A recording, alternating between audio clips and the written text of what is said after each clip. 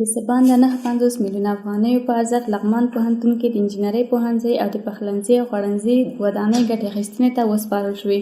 د دې ودانیو د ګټې اخیستنې په مراسمو کې د لغمان والي ښاغلی محمد آصف ننګ، د لوړو زده کړو وزیر نجیب الله خواجه عمري، د ولایتي شورا رئیس عتیق الله عبدالرحیمزي او د دې شورا مرستیال حاجي عبدالعزیز، د ننګرهار او لغمان پوهنتونونو رئیسانو، د کابل پوهنتون استاد پوهاند محمد اسماعیل یون، قومي مشرانو، مدني فعالانو، د لغمان پوهنتون استادانو او محصلینو ګډون کړی و.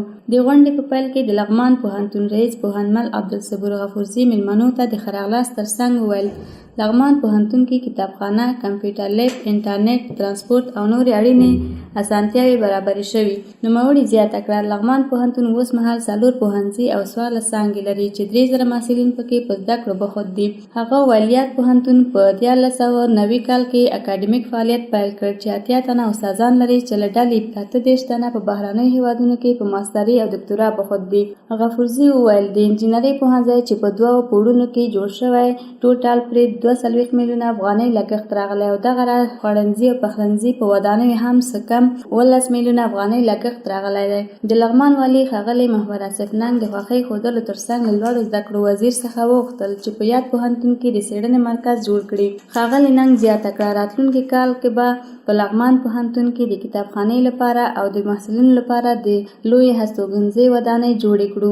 نوموړي له لوړو زده کړو وزیر څخه وغوښتل چې په یاد پوهنتون کې د شپې لخوا هم زده کړو ته زمینه برابره کړي. به سطح ولایت از فعالسازی بخش شبانه تاکید داشتم و از اینکه یک پروژه های عمده را شما هم اوجا اعلان کردین. وزیر صاحب ډیری عمده پروژه تاسو ته اعلان کړي.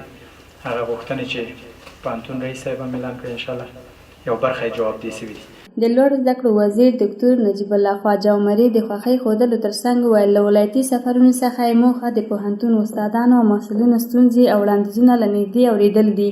نوموړي وویل تر راتلونکي 3 کلونو کې به هیڅ لیسانس استاد پوهنتون کې شتون ونه لري او ټول په د ماسترۍ او له هغې د پورته زده کړو څخه برخمن وي. ښاغلي عمري زیاته کړه د مسؤل شخص په توګه ژمنه کوم چې ستاسو شته ستونزې به حلوم او راتلونکي کال کې به د پوهنتون د احاطې دیوال هم جوړ شي.